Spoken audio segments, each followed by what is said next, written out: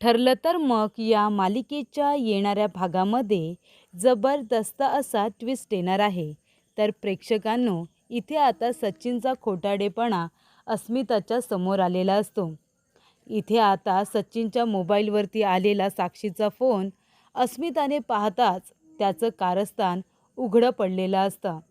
सचिन आपल्याला फसवतोय, आपल्या प्रेमाचा गैरफायदा घेतोय हे अस्मिताच्या लक्षात आल्यानंतर तिने आपली चूक सुधारत सचिनला घरातून हकलून दिलेलं असतं. ज्या सचिनवरती ती जीवापाड प्रेम करत असते त्या सचिनला तिने आता घरातून हकलून देण्याचा निर्णय घेतलेला असतो.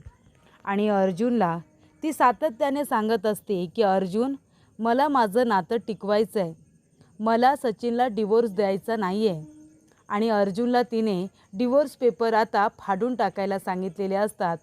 त्याच अर्जुनला अस्मिताने लवकरात लवकर डिवोर्स पेपर तयार कर, मला फास्ट ट्रॅकमध्ये डिवोर्स हवा आहे असं सांगितलेलं असतं. तर प्रेक्षकांनो, येणाऱ्या भागामध्ये कशा पद्धतीने या गोष्टी पुढे घडत जातात आपण सविस्तरपणे बघूया. तर इथे सचिन आता घरी परत आलेला असतो. अर्जुनला त्याला घरी आणायचंच नसतं, पण सचिन म्हणतो की अर्जुन, तू जर मला घरी घेऊन गेला नाहीस ना तरीसुद्धा मी घरी येणार. मला तुझ्या घरच्या लोकांनी मारलं, मला घरामध्ये नाही घेतलं ना तरीसुद्धा मी येणार, कारण मला माझ्या बाळाला आणि माझ्या बायकोला भेटायचं आहे. अर्जुनचा नाईलाज होतो आणि अर्जुन त्याला अस्मितासाठी घरी घेऊन येतो, कारण तसंही अर्जुनने नकार दिला असता तरी सचिन आलाच असता याची खात्री त्याला असते. सचिन घरी येतो. अस्मिता इथे त्याला अगोदरच मिस करत असते. तिला वाटत असतं कधी एकदा सचिन येतोय. कुठल्याही मुलीला तसंच वाटेल की तिला आता बाळ झाले तर बाळाच्या बाबाने तिथे यावं, बाळाला हातात घ्यावं, त्याचे लाड करावे, त्याला डोळे भरून बघावं, त्याला हाक मारावी, असं आता स्वप्न प्रत्येक मुलीचं असतं. अस्मिताच्या बाबतीत तसं काहीच होत नाही. बाळ आधीच एका दुसऱ्या मुलीबरोबर पळून गेलेला असतो, पण तरीसुद्धा अस्मिताच्या मनामध्ये एक वेडी आशा असते की बाळाचं समजल्यानंतर तरी सचिन परत येईल, तो माझ्याकडे परत येईल, त्या साक्षीला सोडून माझ्याकडे परत येईल. आणि मग काय, इथे आता सचिनने एक प्लॅन तयार केलेला असतो. तो काय म्हणतो इथे आता साक्षीला, मी इथून बाहेर पडतो आणि मी इथून बाहेर पडल्यानंतर मी कुठे जाईन, तर मी सुभेदारांकडे जाईन आणि तिथे जाऊन मी अस्मिताला भेटेन. अस्मिताला जाऊन भेटल्यानंतर मग मी तिच्याकडून माझे कर्जाचे जे पैसे आहेत ना ते पैसे मी तिच्याकडून काढून घेईन. आणि मग एकदा का सगळं कर्ज फेडलं की मग मी अस्मिताला सोडून देईन, तिला मी डिवोर्स देईन. अस्मिताला एकदा का सोडलं की मी तुझ्याकडे परत येईन, तुझ्याबरोबर लग्न करेन, तुझ्याबरोबर सुखाने संसार करेन, आपण इथे राहायचंच नाही. अस्मिताकडून मला फक्त पैसे उकळायचे आहेत आणि मी जेवढे दिवस तिच्याकडे राहीन ना तेवढ्या दिवसामध्ये मी अर्जुनवरती लक्ष ठेवेन. अर्जुन अजून कुठल्या पद्धतीने तुझ्या वडिलांना अडकवण्याचा प्रयत्न करतोय, आता त्याचं लक्ष कुणाकडे आहे, मी सगळं काही बघणार आहे, सगळ्यावरती मी बारीक लक्ष ठेवणार आहे, असं सचिनने सांगितलेलं असतं. म्हणजे इथे एक इनोसंट जीवापाड प्रेम करणारी अस्मिता त्याला कळत नाही आहे, पण एक क्रिमिनल, एक साक्षी त्याच्यावरती प्रेम करते आणि ती आता त्याला जवळची वाटायला लागले. पण इथे अस्मिता नवऱ्यासाठी संपूर्ण घरातल्या लोकांबरोबर भांडते, ते त्याला कळतच नाही आहे. तो फक्त तिच्या प्रेमाचा आता फायदा करून घेतोय कर्ज फेडण्यासाठी. आणि इथे प्रेक्षकांनो, आता सचिन घरी आलाय पण त्याचं चित्त काही थाऱ्यावरती नाही आहे. तो आता साक्षीला फोन करत असतो. साक्षीला फोन करायला घेतो आणि बाळ रडायला लागतं. तो म्हणतो की हे बाळ काही मला साक्षीजवळ बोलू देणार नाही आहे, पण आता ह्या रडणाऱ्या बाळाला मी उचलून घेतो, किती इच्छा नसेल तरीसुद्धा. आणि मग मी अस्मिताला इम्प्रेस करतो की बाळ रडायला लागलं तर मी तिला उठवलं नाही, बाळाला मी स्वतः घेतलं. म्हणजे काय होईल, मी हळूहळू अस्मिताचा संपूर्ण विश्वास एकदा का संपादन केला की मग तिचं क्रेडिट कार्ड घेऊन मी माझं कर्ज फेडून टाकेन आणि मग मी साक्षीला घेऊन माझ्याबरोबर UKला जाईन, असं त्याने ठरवलेलं असतं. आणि इथे बिचाऱ्या अस्मिताला असं वाटतं की बापरे, म्हणजे मला झोप लागले तर बघा सचिन कसा बाळाला घेऊन बसलाय. तो म्हणत असतो, अस्मी तू झोप, तू झोप, तुझी झोप पूर्ण झाली पाहिजे, बाळाला घ्यायला मी आहे ना. तेव्हा तिला वाटतं, सचिन तुला माहिती आहे, मला माहिती होतं तुझी नक्कीच काहीतरी बाजू असेल. ती साक्षी शिखरे तुला फसवण्याचा प्रयत्न करते ना, मला माहिती आहे ना. तुला माहिती आहे का, त्या सचिन, अरे तो चैतन्य आहे ना, त्यालासुद्धा साक्षीने असंच फसवलं होतं. तिच्या फायद्यासाठी तिने त्याच्याबरोबर प्रेमाचं नाटक केलं आणि तो खरोखर तिच्या प्रेमात पडला ना. आणि नंतर काय झालं, नंतर मग तो तिच्याबरोबर प्रेमाचं नाटक करायला लागला. तिला फक्त स्वतःच्या फायद्यासाठी त्याच्याबरोबर लग्न करायचं असतं. पण ज्या वेळेला चैतन्याला कळलं की ही फक्त त्याच्याबरोबर नाटक करते, मग चैतन्याने नाटक केलं आणि तिचं खोटं सगळ्यांसमोर आणलं. असं आता ती सचिनला सांगते. तेव्हा सचिन म्हणतो, हो का, साक्षीचं आणि चैतन्याचं इतकं अफेअर होतं. तेव्हा अस्मिता म्हणते, मग अरे ती साक्षी काही साधीसुधी नाही आहे, स्वतःच्या फायद्यासाठी ती काही करू शकते. आपल्या अर्जुनची आणि चैतन्याची इतकी घट्ट मैत्री त्या मुलीने तोडली होती आणि तसंच आता आपलं नातं तोडायला निघाली होती. बरं झालं तिचा खरा चेहरा तुझ्यासमोर आला आणि तू लवकर परत आला सचिन, नाहीतर तिने तुझं काय केलं असतं, तुलासुद्धा वेडं करून ठेवलं असतं तिने. तेव्हा इथे चैतन्य म्हणतो आपल्या मनामध्ये, अस्मिता बोलते ते बरोबरच आहे, म्हणजे इथे साक्षी काही कुणाचा जीव घ्यायला मागे पुढे बघणार नाही.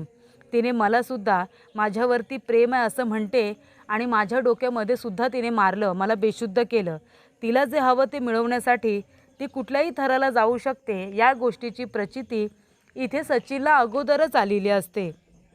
आणि आता प्रेक्षकांनो, घरातल्या सर्व लोकांनी ठरवलेलं असतं सचिनबरोबर चांगलं वागायचं. सायली म्हणत असते की बाळाच्या वाढीवरती वाईट परिणाम व्हायला नको, घरामध्ये प्रसन्न वातावरण हवं.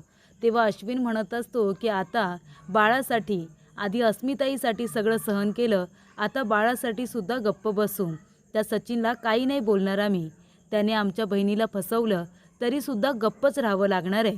तेव्हा इथे प्रताप काका म्हणतात, सायली तू अर्जुनला समजावून सांग, अर्जुनचा राग काही जाणार नाही आहे. तो पोट तिडकीने अस्मिताला समजावून सांगण्याचा प्रयत्न करतोय, पण ती काही ऐकायला तयार नाही. तेव्हा तू त्याला समजाव. तेव्हा इथे सायली अर्जुनला म्हणत असते, जो काही राग रुसवा आहे तो बाजूला ठेवा, आता आपल्याला अस्मिताईंचा फक्त विचार करायचा आहे. तेव्हा अर्जुन म्हणतो की किती विचार करायचा, आणि तसंही तिला कितीही समजावून सांगितलं तरी ती आपलं काही ऐकते का, तिला तिचा नवरा बरोबर वाटतोय. इथे सुद्धा त्या सचिनने काय सांगितलं की साक्षीने त्याला फसवलं म्हणून. हा काय लहान मुलगा आहे का दुधखुळा, त्याला समजलं नाही काय चुकीचं काय बरोबर. आणि जो माणूस एकदा फसवू शकतो, जो माणूस दुसऱ्यांदा फसवू शकतो, तो सारखा सारखा फसवणार, कारण ही त्याची आता सवय झालेली आहे. तेव्हा प्रेक्षकांनो, इथे आता अर्जुन खूप चिडलेला असतो, पण सायली त्याला समजावते की अस्मिताताईंसाठी आपल्याला त्याला सहन करावं लागणार आहे.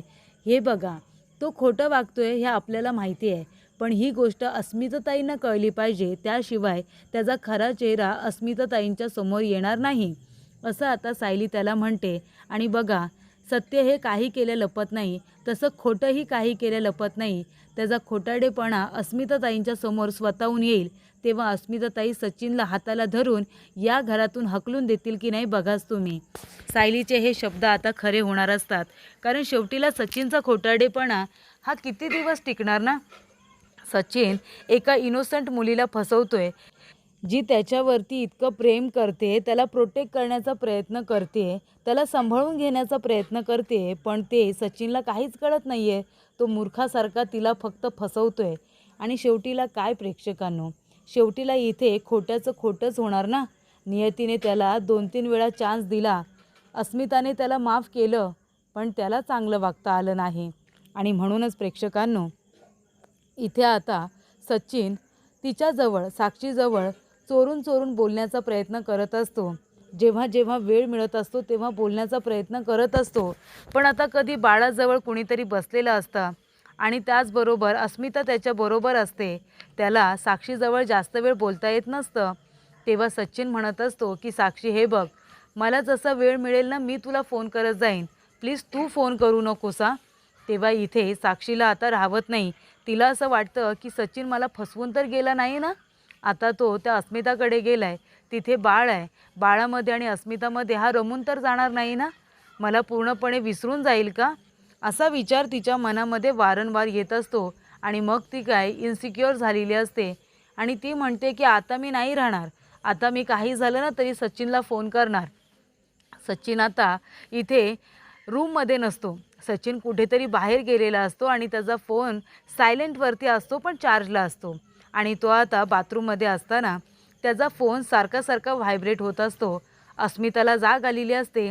अस्मिता आता त्याचा फोन बघते, सारखा का व्हायब्रेट होतोय म्हणून बघत असते तर त्याच्यावरती साक्षी शिखरेचं नाव असतं. ती काय करते, ती आता फोन उचलून डायरेक्ट कानाला लावते, काहीच बोलत नाही. तिकडून साक्षी म्हणते, काय रे सचिन, अस्मिताकडे गेलास आणि लगेच मला विसरलास का, बोल ना. की बाळाला बघून आता तुझं मन बदललं, तिथे तू अस्मिताकडे पैसे काढण्यासाठी गेलायस ना, तुला पैसे हवेत म्हणून तिच्याकडे गेलायस ना. एकदा का तुझं कर्ज फिटलं की तिला डिवोर्स देऊन तू माझ्याबरोबर लग्न करणार आहेस असं तू मला प्रॉमिस करून गेलायस ना. माझ्या वडिलांना बाहेर काढण्यासाठी तू मला मदत करणार आहेस असं म्हणाला होतास की आता सगळं विसरलास बाळाला बघून. तू मला फसवतोयस का. हे बघ सचिन, एक गोष्ट लक्षात ठेव, जर तू मला फसवलंस ना तर मी तुला सोडणार नाही. मी तुला, त्या अस्मिताला आणि तुझ्या बाळाला कुणालाही सोडणार नाही. मी सगळं काही उद्ध्वस्त करून टाकेन. माझं तुझ्यावरती किती प्रेम आहे हे तुला माहिती आहे. त्यामुळे आता जर तू मला फसवलंस आणि मला सोडून त्या अस्मिताकडे गेलास ना तर मी सगळ्या जगाला आग लावून टाकेन आणि हे तुला माहिती आहे. याची प्रचिती तुला आली आहे. मी तुला मिळवण्यासाठी कुठल्या पातळीपर्यंत जाऊ शकते हे तुला चांगलंच माहिती आहे. मी तुझं डोकं फोडलं होतं, तुला कल्पना आहे ना. माझं प्रेम सिद्ध करण्यासाठी मला काहीही करावं लागलं ना तरी मी करेन, पण जर तू मला फसवलंस तर मला चालणार नाही. तू आता लवकरात लवकर माझ्याकडे परत ये. अस्मिताने पैसे दिले तर ठीक, नाही दिले तर मी काहीतरी करेन, पण आता तू माझ्याकडे परत ये. अस्मिता तुला पैसे देत नसेल तर काही हरकत नाही. तेव्हा इथे अस्मिताने साक्षीचं सगळं बोलणं ऐकलेलं असतं. साक्षी म्हणत असते, आता बोल ना, आता का तुझी बोलती बंद झाली, कधीपासून तुला कॉल करते पण तू माझा एकसुद्धा फोन उचललेला नाही आहेस. तू म्हणाला होतास की तिथे फक्त मी त्या अस्मिताला फसवायला चाललो आहे. एकदा का पैसे मिळाले की तू तिला डिवोर्स देणार आहेस, बोलला होतास की नाही. असंच प्रॉमिस करून गेला आहेस ना तू मला. मग का आता माझे फोन उचलत नाही आहेस, का मला फोन करत नाही आहेस, मला फसवतो आहेस का, मला अवॉइड करतो आहेस का, असं सगळं तीच बोलून बसते. मग काय, आता अस्मिताचे डोळे खाडकन उघडलेले असतात. ज्या माणसासाठी तिने अख्ख्या घराशी भांडण केलं, ज्या माणसाच्या चुका पोटात घातल्या, आपल्या बाळासाठी, स्वतःचा संसार वाचवण्यासाठी तिने सचिनच्या सगळ्या चुका माफ केल्या आणि त्याला अजून एक संधी दिली, पुन्हा एक संधी दिली, पण त्याने काय केलं, संधीचं सोनं केलं नाही, प्रत्येक संधीचं त्याने मातीच केली. ही गोष्ट तिच्या लक्षात येते. ती काही न बोलता सरळ फोन कट करते आणि ठेवून देते. तेवढा तिथे सचिन येतो आणि म्हणतो, काय झालं, कुणाचा फोन आला होता का. ती म्हणते, नाही, कुणाचाही फोन आला नव्हता. आणि ती म्हणते की सचिन, काय चाललं आहे तुझं. तेव्हा तो म्हणतो, काय झालं अस्मिता. तेव्हा ती म्हणते की तू इथे कशासाठी आला आहेस, तुला पैसे हवेत का, पैशांसाठी आला आहेस का तू माझ्याकडे परत. आणि एकदा का मी तुला पैसे दिले की तू मला डिवोर्स देऊन निघून जाशील आणि त्या साक्षी शिखरेबरोबर लग्न करणार आहेस. अरे ती मुलगी जी जेलमध्ये मेली असा कांगावा करण्यात आला आणि आता ती लपून छपून बसते, त्या मुलीबरोबर तुला लग्न करायचं आहे का रे.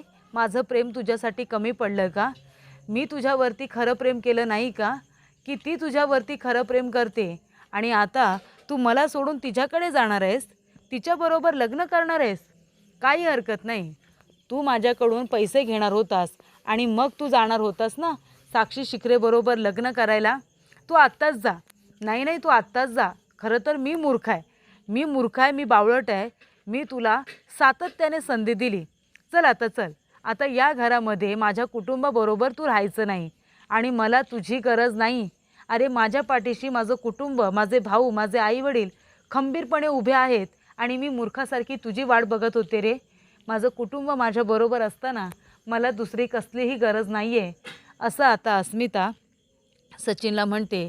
तो माफी मागत असतो. ती म्हणते, आता नाही, साक्षी शिखरेचं बोलणं मी ऐकले. तू इथे फक्त माझ्याकडे पैशांसाठी आलेस. तुला पैसे मिळाले की तू जाशील रे. मला डिवोर्स देऊन त्या साक्षीबरोबर लग्न करशील. जा ना, त्या साक्षीबरोबर लग्न कर. आता थोड्या दिवसांमध्ये तुम्ही दोघेजण जेलमध्ये असणार आहात. तसे पोलीस तिला शोधतातच आहेत. मग आता तिला एकदा पोलिसांनी पकडलं की तू सुद्धा जेलमध्ये जाशील. मग दोघांनी जेलमध्ये सुखाने संसार करा असं अस्मिता सचिनला म्हणते आणि त्याला हाताला धरून आपल्या घरातून धक्के मारून बाहेर काढते आणि म्हणते चालतं व्हायचं, पुन्हा माझ्या घराला पाऊल लावायचं नाही आणि जर इथे आलास ना तर याद राख. आणि ती म्हणते की अर्जुन डिवोर्स पेपर तयार कर, या माणसाबरोबर मला राहायचं नाही आहे. फास्ट ट्रॅकमध्ये आमचा कसा डिवोर्स होईल ना याकडे तू लक्ष दे आणि ह्याच्यावरती लक्ष ठेव. हा साक्षीला भेटायला नक्की जाईल, तेव्हा साक्षीला आणि याला दोघांनाही पकडून जेलमध्ये टाक. मी तुला परवानगी दिली आहे असं अस्मिता आता अर्जुनला सांगते.